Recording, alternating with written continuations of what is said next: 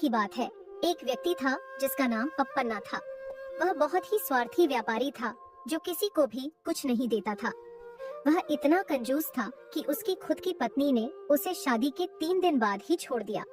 उसने कभी भी कोई नौकर नहीं रखा और हमेशा अपने घर का सारा काम खुद ही करता था। एक दिन उसने महसूस किया कि उसके पड़ोसियों के घर में एक बड़ा त्योहार मनाया जा रहा है और उसने अपने घर में कुछ भी नहीं पकाया, यह सोचकर कि शायद पड़ोसी उससे कुछ साझा करेंगे। इसीलिए वह अपने घर के बाहर बैठकर इंतजार करने लगा, उम्मीद करते हुए कि उसके पड़ोसियों में से कोई उसे देखेगा और उसके साथ भोजन साझा करेगा। तभी एक भिखारी उसके पास आया और बोला, साहब, मुझे बहुत भूख लगी है, कृपया मुझे कुछ खाना दें। पप्पन्ना को एक नीच विचार आया और उसने भिखारी से पूछा, तुम कहाँ से हो? किस गांव से आते हो? मैंने तुम्हें पहले यहाँ कभी नहीं देखा। भिखारी ने उत्तर दिया, साहब, मैं एक भिखारी हूँ जो इस राज्य के विभिन्न गांवों में भोजन मांगता हूँ। यह पहली बार है जब मैं इस गांव में आया हूँ और मुझे बहुत भूख लगी है। मैं आपसे प्रार्थना करता हूँ कि मुझे कुछ भोजन दे दें। भोजन की चिंता मत करो, आओ मेरे बगल में बैठो। पप्पन्ना ने भिखारी को अपने बगल में बैठने की जगह दिखाई। भिखारी थोड़ी हिचकिचाहट के बाद उसके पास बैठ गया। पप्पन्ना ने उससे पूछा, तुम आज ही इस गांव में आए हो, तुम कहाँ रह रहे हो? साहब, मैं उस घर के पीछे वाले पेड़ के नीचे रहता हूँ, वहीं सोता हूँ। वह तो बहुत दुख की बात है। वहाँ मच्छर और ठंडी हवा होंगी। मुझे नहीं पता तुम वहाँ कैसे सोते हो। मैं यहाँ अकेला रहता हूँ। तुम मेरे घर में रह सकते हो जब तक तुम इस गांव में हो। कोई परेशानी नहीं होगी।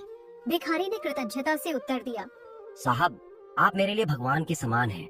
दुनिया में आपके जैसे अच्छे लोग ही हमारे समाज में अच्छाई बनाए रखते हैं।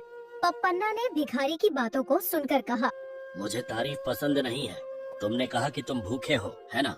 हाँ साहब, मुझे बहुत भूख लगी है, कृपया मुझे कुछ भोजन दें। दुर्भाग्य से मैंने आज कुछ नहीं पकाया क्योंकि मुझे बहुत बीमार महसूस हो रहा है।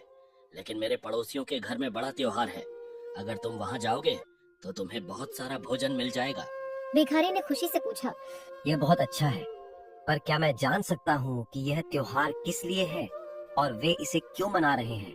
पिछले साल उनके घर में एक बूढ़ी औरत की मृत्यु हो गई थी और वे उसकी पुण्यतिथि मना रहे हैं।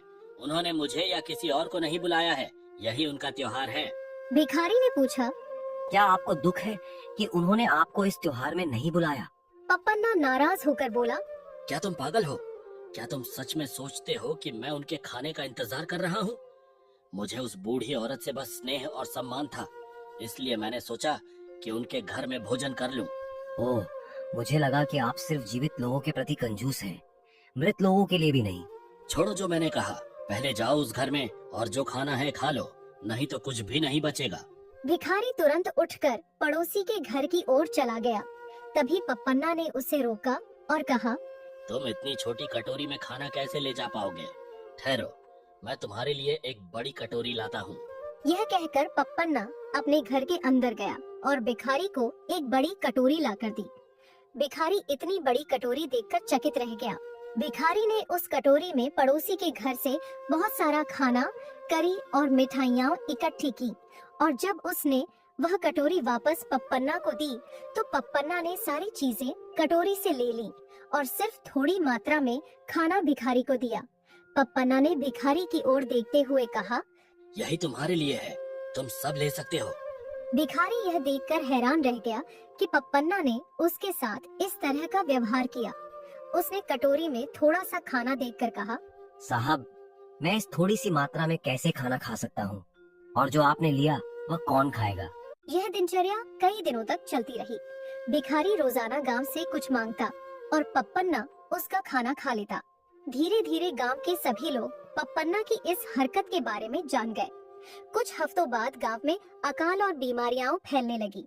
गरीब और जरूरतमंद लोगों के पास जीवित रहने के लिए पर्याप्त भोजन और पैसे नहीं थे। तब गांव के एक व्यक्ति ने सोचा कि वह गांव में सभी अमीर लोगों से भोजन इकट्ठा करेगा और उसे गरीबों में बांटेगा। जब वह पप्पन्ना के घर आया और उससे दान मांगा तो पप्पन्ना ने गुस्से से कहा, जो मेरे पास है वह मैंने अपनी मेहनत और लगन से कमाया है।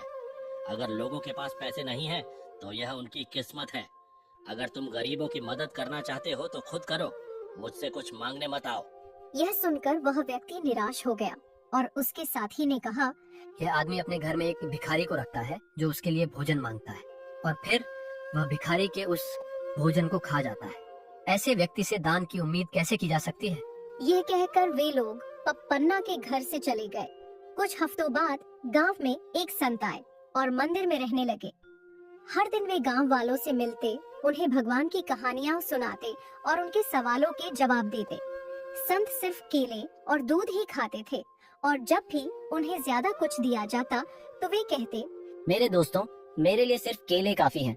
कृपया इन फलों को गरीब और जरूरतमंद लोगों को दे दें। संत का गांव में बहुत आदर होने लगा। लोग उन्हें बहुत सारे उपहार देने लगे, लेकिन संत हर उपहार को छूकर उन्हें वापस कर देते। एक बार एक कपड़ा व्यापारी ने संत के लिए रेशमी वस्त्र बनाया, पर संत ने उसे भी छूकर उसे वापस कर दिया। धीरे धीरे भिखारी भी संत के बारे में जानने लगा। एक दिन जब वह पप्पन्ना के घर के बाहर बैठा था, तो पप्पन्ना ने उससे कहा, तो हमारे गांव में नया क्या चल रहा है? भिखारी ने व्यंग्य पूर्वक उत्तर दिया, क्या आपको गांव के हर घर की जानकारी नहीं होती? आपको तो हर किसी के त्योहार के बारे में पता होना चाहिए। यह सुनकर पप्पन्ना ने गुस्से से कहा, क्या तुम मुझसे तमीज से बात नहीं कर सकते?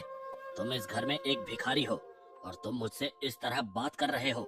भिखारी ने कहा, साहब, ये मेरी खुद की बातें नहीं है, ये पूरा गांव कहता है कि आप सबसे ज्यादा कंजूस और स्वार्थी व्यक्ति हैं। आपकी खुद की पत्नी ने भी शादी के कुछ दिनों बाद ही आपको छोड़ दिया और जब मुझे आपने सड़क पर भिक्षा मांगते देखा तो मुझसे भी भोजन छीन लिया। ये सब सुनकर पप्पन्ना बहुत दुखी हुआ और वह घर चला गया। उसने सोचा कि उसे अपनी छवि सुधारने के लिए संत को कुछ उपहार देना चाहिए ताकि वह फिर से सारे उपहार वापस ले सके।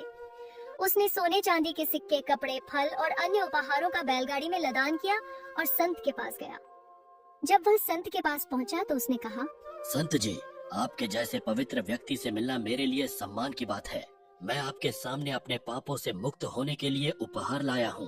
संत ने उसे देखा और कहा, मुझे उपहार लेने का कोई शौक नहीं है, परंतु अगर एक सच्चे भक्त की भावनाओं को अस्वीकार करूं तो यह पाप होगा। इसके बाद संत ने सभी उपहार गरीबों में बांटने का आदेश दिया। पप्पन्ना की आंखों में आंसू थे और वह निराश होकर अपने घर लौट गया।